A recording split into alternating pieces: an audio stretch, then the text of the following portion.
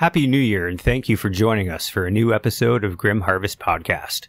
Special thanks as always to our patrons, who make this all possible with their support. Becoming a patron will give you access to merchandise and content that can only be found on the Grim Harvest Patreon account. If you're interested in becoming a patron, please visit us at patreon.com/grimharvest. That's patreon.com/grimharvest.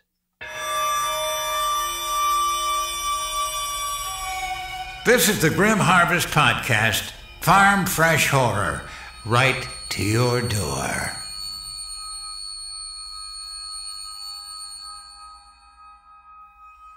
Today's story is called The Cat Who Destroyed the World, written by T.W. Grimm and narrated by Rafael Marmol.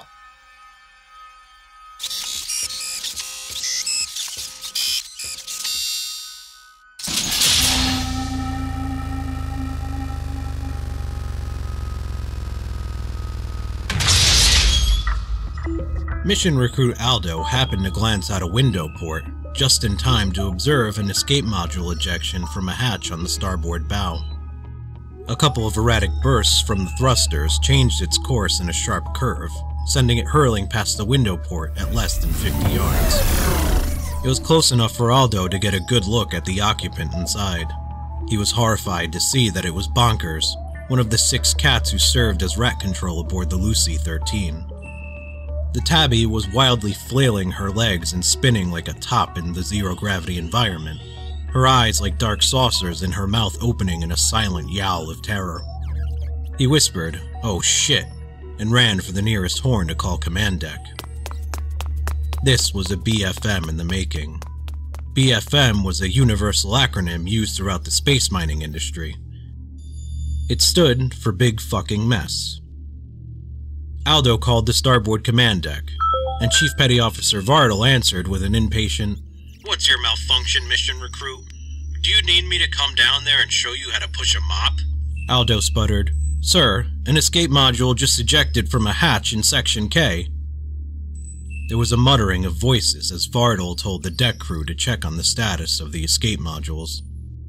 He came back on the horn and grunted, "That's affirmative. There was a pod ejection just over a minute ago. Hustle over to K right now and see what's happening." Aldo swallowed a lump of dread in his throat. Timidly he said, "Sir, I made visual contact with the occupant inside the pod. It was, it was one of the cats." He was answered with a long moment of incredulous silence, followed by, "What the fuck? What in the almighty fuck did you just tell me, recruit? A fucking cat? How in the hell?" "I don't really know, sir," Aldo answered in a pleading tone. "I saw it happen through a window port while I was swabbing the main corridor in Section J. She must have gotten in there somehow and launched it by accident." Vartel snorted. "Somehow? The cat just somehow got through a locked door? Tell me something, recruit. Who was responsible for swabbing the floors in Section K?" Aldo closed his eyes and sighed. "Me. I'm responsible for Sections J, K, and L." "Well, that means you were the only living soul down there with a key card. Unless maybe the cat had one too. Refresh my memory, recruit. Did we issue a key card to the fucking cats?" "No, sir," Aldo mumbled. "I'm the only one down here with a card." "I'm checking the entry log right now," Vartel said. "And it looks like you opened the entrance to the escape modules about 45 minutes ago. You put the door on hold and you left it on hold. You stupid son of a bitch." Aldo started to protest, but the Chief Petty Officer interrupted him with a roar of pure, unadulterated fury. He bellowed, "Tell me the pod launched away from the Delta Moon. Tell me the autopilot system didn't home in on Delta. Fucking please." Aldo grimaced and answered, "The cat was freaking out. I think it must have hit the thrusters a few times. It changed course and, yeah. The autopilot definitely locked onto the Delta Moon." There was another dense block of silence on Vartel's end, and then he ordered Aldo to stay put and wait for security to escort him to the deck. Aldo closed his eyes again and answered, "Yes, sir, I'll be right here." Vartel growled, "Keep mopping, recruit. Finish that floor while you're waiting for the bot." The chief petty officer disconnected without another word, leaving the young mission recruit standing there with tears welling in his eyes. He was in very deep shit, and if the escape pod landed on Delta, everyone was in deep shit. From the lowest recruit right up to the captain of the Lucy-13. The Ministry would issue a massive fine to the North American mining concern. They might even revoke their contract. And then everyone aboard the Lucy-13 would find themselves out of a job. The Ministry didn't mess around when it came to the Preservation Act. Heads were about to roll, and his own stupid melon would undoubtedly be the first on the chopping block.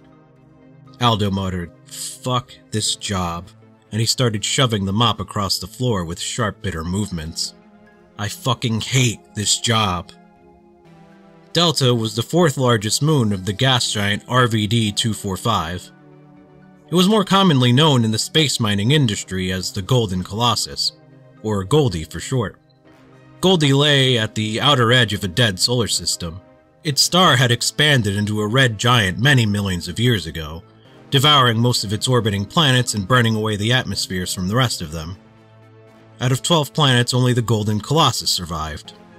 When the red giant eventually collapsed into a white dwarf, it left 11 scorched rocks floating in the void, all of them rich in metal ores. It was the North American mining concern's wildest dream come true. Even the swarms of moons that surrounded Goldie were rich in precious metals and valuable elements. The entire solar system was a space miner's paradise.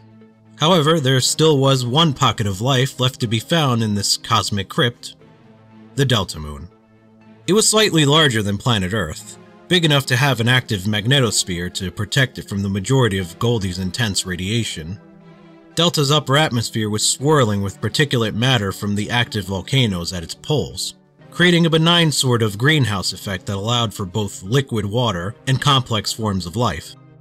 The Ministry had suspected as much for almost a century, but it was after it was confirmed by a series of drone missions the Delta Moon was given protected status under the Alien Preservation Act. Any outside interference would be met with crushing fines and the possibility of a lengthy sentence at a deep space penal colony.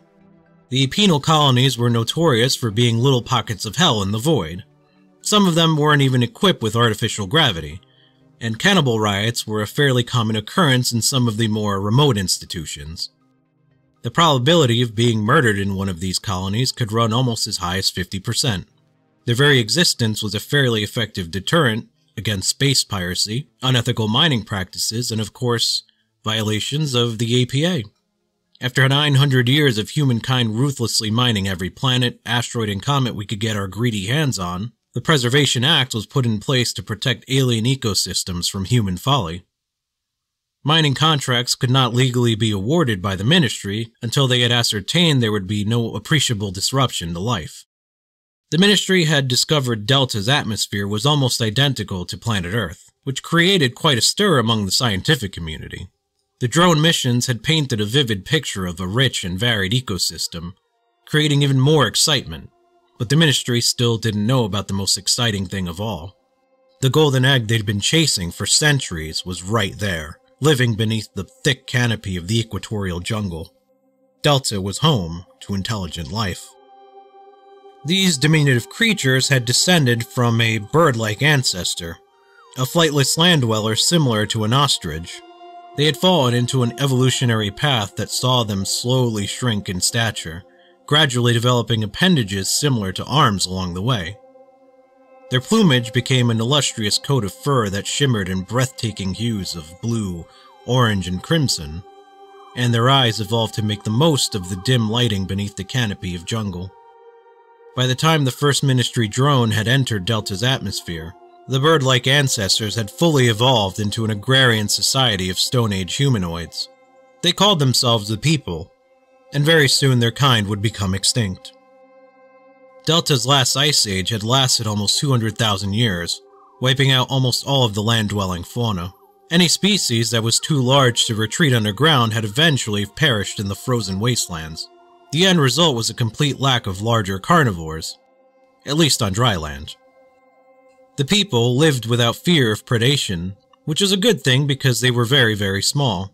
They stood an average height of 7 inches high, and they weighed roughly 1 pound. Their villages were idyllic farming collectives. all of them working together to cultivate crops of mushrooms and tubers. Arguments were rare and violence was a concept that simply did not exist. The Delta Moon's skies were perpetually smudged by a fog of volcanic debris, so the people had no understanding of outer space, other worlds, or even the scope of their own planet. Life was easy in this land of plenty, so they had no incentive to ponder the future. There was only now, and then tomorrow, and then the day after that. With no weapons, defense mechanisms, or even the ability to think in terms of the future, the people were completely and utterly unprepared for what was about to descend upon them.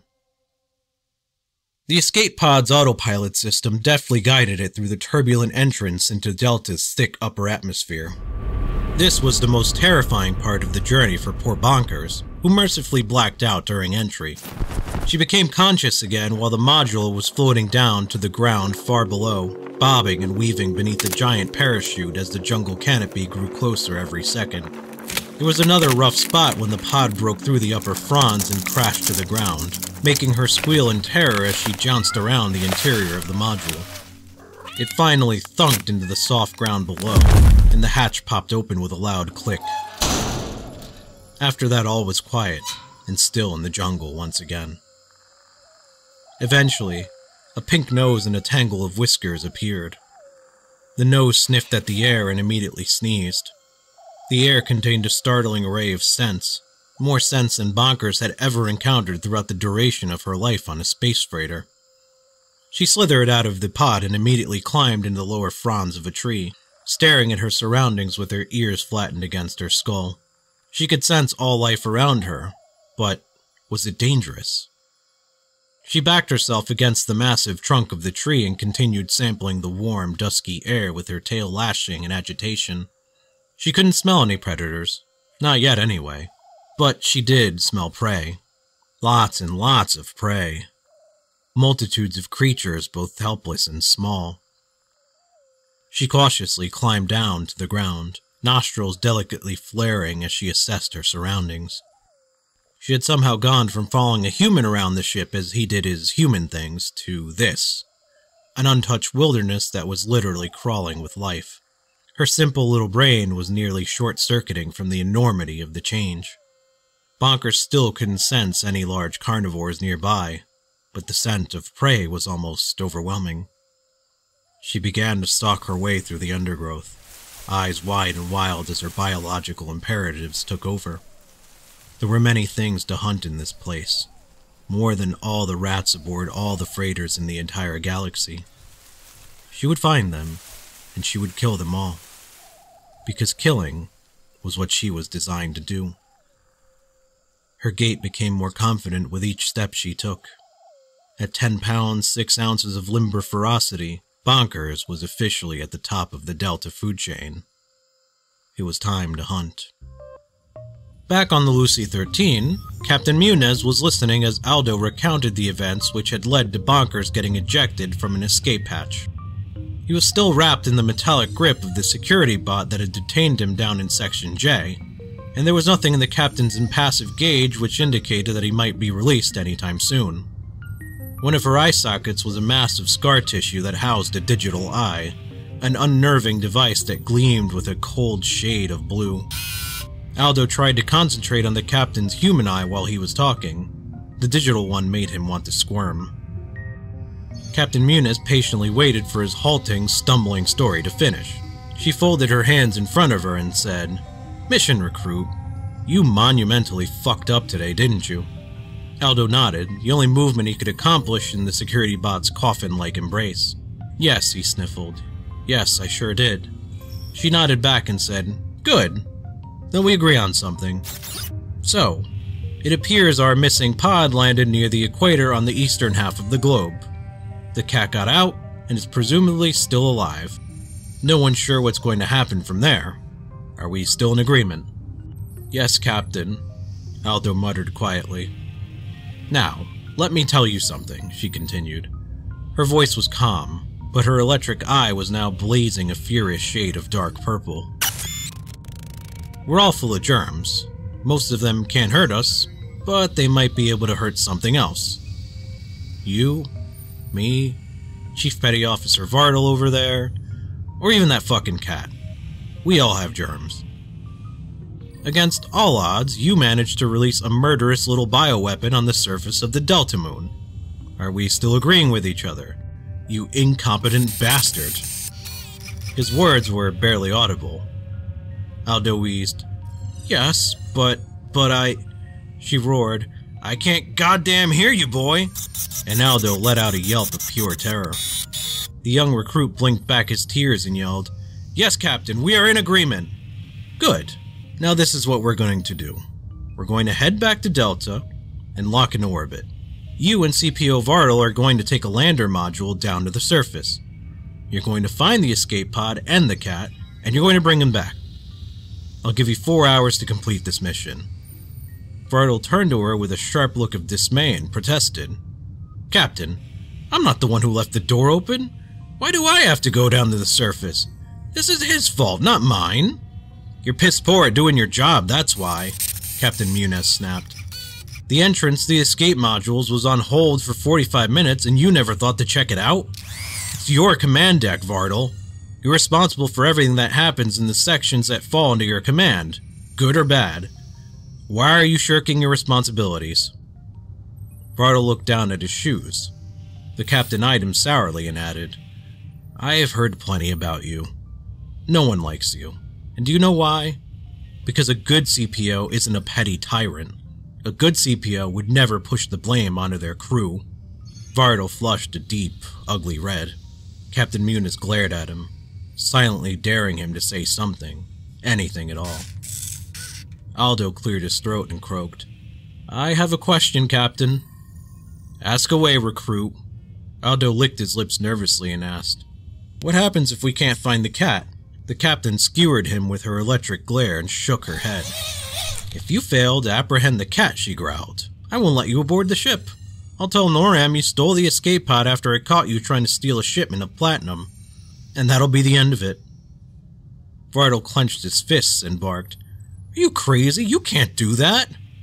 She pointed at the inky blackness on the other side of the screen and sneered.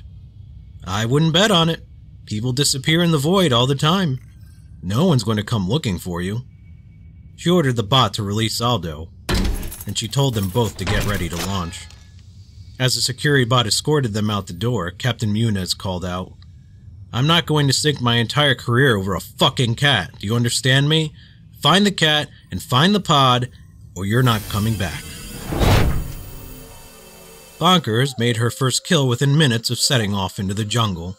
The victim was one of Delta's top predators, an inch-long rodent that hunted tube worms with a whip-like tail. Bonkers made short work of the former champ and moved on to obliterate a nest of flightless birds that were distant relatives of the people. They could do nothing but scream in terror and die beneath her claws.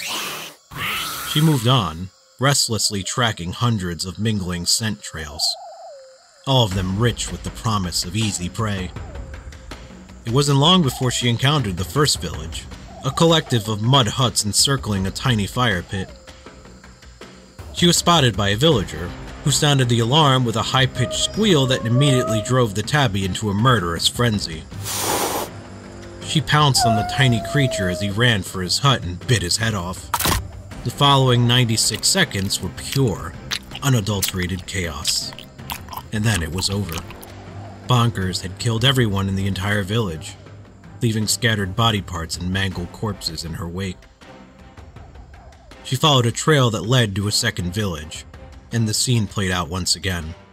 The trail was a common road built by the people to link scores of villages together, inadvertently giving the tabby a roadmap for mass murder. Bonkers killed and killed again, destroying dozens of villages and cramming her belly full of delectable alien innards well into the night. Eventually, she ran out of steam and realized that it was dark, and she was all alone. She meowed for her humans to come find her. When no one came, she resigned herself to her fate and found a patch of moss to sleep on. The feline invader awoke just before dawn, momentarily confused and afraid in the dark. Bonkers started meowing for her people again, but then she remembered the taste of blood and started to purr. She was free to explore all the rich smells of the dark earth and lush vegetation, and she could hunt to her heart's content. Petting was nice, but killing was infinitely better. Right around the time Bonkers was engaging in a long morning stretch, the Lucy-13 locked into a tight orbit around Delta. A hatch opened on the port side of the massive freighter, releasing a tiny metallic speck into the void. It was a lander module. CPO Vartal was at the controls and mission recruit Aldo was in the passenger seat. He was a mess of screaming nerves and fluttering stomach. He didn't like being outside the protective walls of the Lucy-13 one bit. Space was too dark, too vast, directionless, and infinite. It made him feel insignificant. The lander made its way down to Delta with Goldie looming in the background, a massive orb of racing clouds and unimaginably violent storms. CPO Vartal navigated their entry with a practiced hand. He looked over to Aldo's pale, sweating face and said, "Better get used to it, recruit. You're going to be on surface duty for the next 6 months. I'll make sure of it." They homed in on the escape pod's rescue signal and landed nearby in a natural clearing. Although the atmosphere was breathable for Earthlings, they both wore landing suits to protect the environment from their germs, as well as isolating themselves from unknown microbes dwelling on Delta's surface. They wrestled the pod into a gravity sled and stowed it in the cargo hold. Sweating from exhaustion beneath his suit, Vartal tapped the screen on the back of his gauntlet and said, "The computer can pick up the cat's biosignature. We'll find her. She's probably scared out of her mind and hiding somewhere in the jungle." They followed the cat's meandering path through the jungle, pushing throughout the unfamiliar vegetation with as much care as they could muster. They were both tired and more than a little traumatized by their encounter with the captain, who was rumored to have lost her eye while engaging in hand-to-hand combat with marauding pirates. She was a tough old space dog who had a vested interest in protecting her ship, its cargo, and the good standing of the Noram mining concern in the eyes of the Ministry. She had no concern whatsoever for a low-ranking officer and his bumbling oaf of a mission recruit. The lander didn't have enough fuel or oxygen to take them very far. They could either find the cat or be stranded on an alien world. Aldo and Vartal started finding dead creatures of various kinds on the ground, a wandering path of death that gradually led them to a clearing in the jungle. It was the remains of the first village that fell beneath the homicidal fury of Bonkers the cat. They stared in horror at the aftermath of the ship cat's frenzied attack. Vartal leaned down to study a diminutive structure that had been deftly peeled during the assault, and he shook his head in wonder. "There's furniture in here," he whispered. "This is a house, Aldo. And that's a cultivated field over there. Look, you can see how that fungus is all lined up in rows. These things were intelligent. This is exactly what the Ministry has been searching for. Right here, and..." He trailed off and the two men shared a look of pure horror. His voice trembling, Vartal said, "We can't tell anybody, especially not the captain. She'd court-martial us right then and there. They'd launch us out of the airlock and use our bodies as target practice." Aldo pointed at the far side of the village and said, "There's a path over there that leads into the jungle. The computer says the cat probably followed it." Vartal shook his head again at the crumpled bodies at his feet and said, "Let's snatch this little fucker and get out of here." A few hours after the lander module descended to Delta's surface, a NORAM personnel carrier docked with the Lucy-13 and was boarded by an armed company of Special Forces troops. They were led by Admiral Boswick, one of the top commanders in the NORAM security division. The intruders swept their way through the ship and barged into the main command deck. Captain Muniz greeted Boswick with narrowed eyes. She put her fist to her heart in the NORAM salute and asked, "To what do I owe the pleasure of your company, Admiral?" Boswick growled, "Let's get straight to the point, Captain Muniz. We intercepted a rescue signal from one of your escape modules. It's coming from the surface of Delta. What the hell's going on here?" Muniz hesitated, then calmly answered, "There was a malfunction, sir. We're working to rectify the situation right now." The Admiral nodded his massive, shaggy head in mock agreement and said, "Well, I'm sure it's all under control then. No need to worry about the Protection Act because we're working to rectify the situation. Tell me, Captain, how exactly are we doing that? Please explain." She fought to keep her expression neutral and said, "With a landing crew, sir. We're retrieving the pod and bringing it back as we speak." The Admiral looked her in the eye until Muniz dropped her gaze. He said, "Muniz, this is a BFM of staggering proportions. I have eyes everywhere, Captain. I already know what happened. I'm here to relieve you of your command. You're under arrest." Muniz closed her eyes and grimaced. Softly, she said, "You don't have to do that, Bostwick. We can sweep this under the rug. It's already happening." The Admiral stared at her for a few moments, and then a look of amusement slowly spread across his face. He flapped his hand at her and started to laugh. "I'm fucking with you, Muniz. I'm not gonna do that. In fact, I want to thank you because this fuck-up was the catalyst for a very important decision. I had to make a big show of busting in here with guns ready to blaze, but it was just a bit of theater for the shareholders. Now don't get me wrong, Noram isn't very happy with you right now, but that will blow over pretty soon. A few months of relaxing on a simulated beach and then you'll be back at the helm again. Does that sound good?" Cautiously, Muniz asked, "What are you talking about?" The Admiral pointed down at Delta and said, "Thorium. We funded a private study of our own, and we're about 99% sure there's enough thorium under the surface to power 1 million reactors.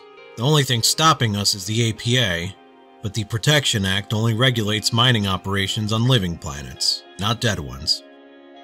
Muniz blinked up at him and murmured, "What are you proposing, Admiral? I don't understand." "The cat is only some mild contamination," he said briskly. "We need complete annihilation. We're gonna dump the Lucy-13. Faintly, Muniz said, "What? We're full of ore, Admiral. That's a huge loss for the mining concern." Bostwick frowned and impatiently waved away her concerns. "I don't care about the ore in the cargo hold. It's a negligible loss compared to the riches down below. Initiate the evacuation procedure, Captain. Your personnel can board my carrier. I expect everyone to be on board within 30 minutes or they're going down with the Lucy-13. Understanding dawned across the captain's face. She asked, "What about the Ministry? There'll be an investigation." Bostwick shushed her with a raised finger and shook his head. "They don't know it yet, but the Ministry is on its way out. They're standing in the way of progress, and people in high places are getting tired of it. There's money to be made out here. More money than you or I could possibly imagine. The bottom line is we have to stop worrying about a bunch of alien tadpoles and get down to the business of mining. The Eastern mining concern hasn't been regulated in years, so why aren't we doing the same?" The Admiral leaned in closer and said, "By the time you get back from your vacation, the Ministry will no longer exist. It's the dawn of a new age, Captain. This is history in the making." He looked down at Delta again, a precious spark of life in the vast graveyard of space, and he turned off the video feed with a stab of the finger. "Progress," he said. "There's nothing more beautiful than progress. Start the evacuation, Captain. We launch in half an hour." Vardo and Aldo found Bonkers in the middle of another village massacre. She dropped the bloody corpse in her mouth and scampered up to her humans with unadulterated joy, expecting a shower of love and praise for a job well done. Instead, she was shoved into a cat carrier as the bird-like cries of the people rang through the air behind her. The surviving villagers scrambled to escape the horrifying giants who had stomped into their midst, leaving the dead and dying behind to suffer their fate. "Okay, let's get back to the lander," Aldo panted.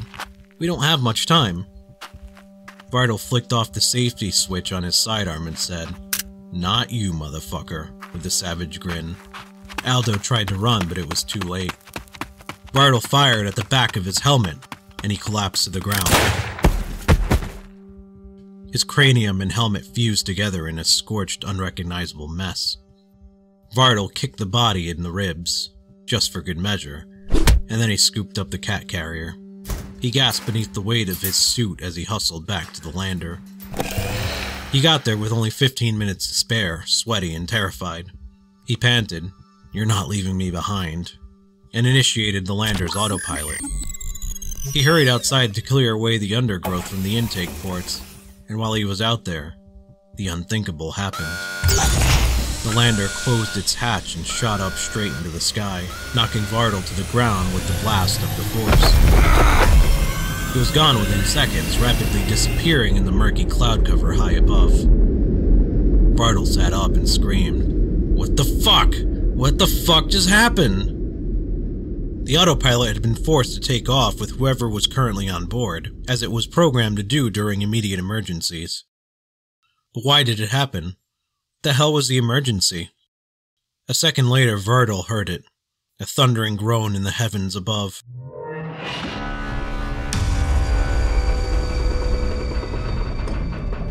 Fiery projectiles began to rain from the sky. Bartle's breath caught in his throat. He knew what was about to happen.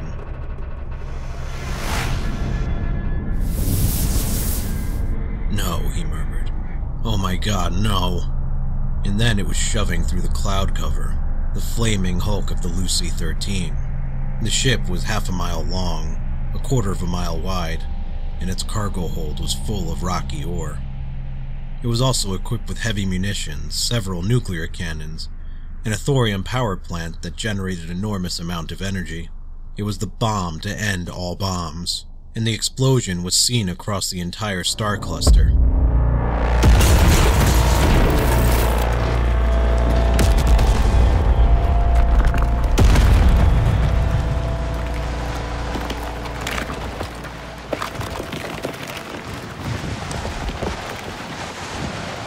Delta was swept away by a raging tsunami of nuclear hellfire, and all was lost that dwelled beneath the opaque veils of its sky.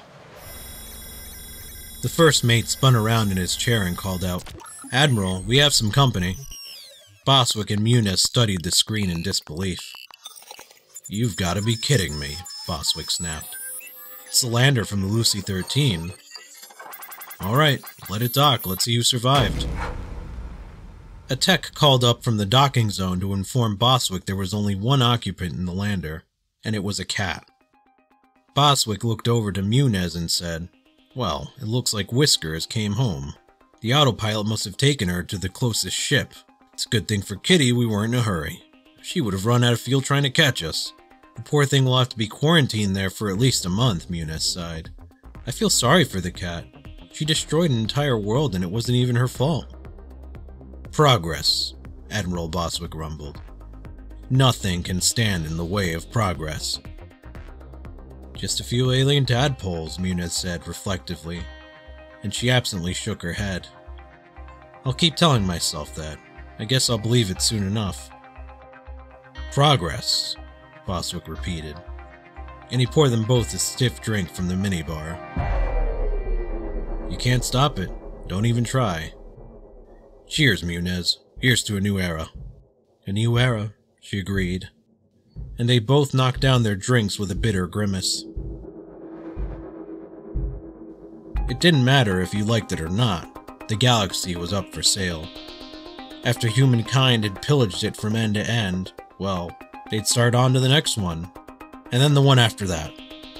The only way to keep feeding the machine was to create more machines. There was no turning back at this point. Not even if we wanted to. After all, you can't stop progress. Don't even try.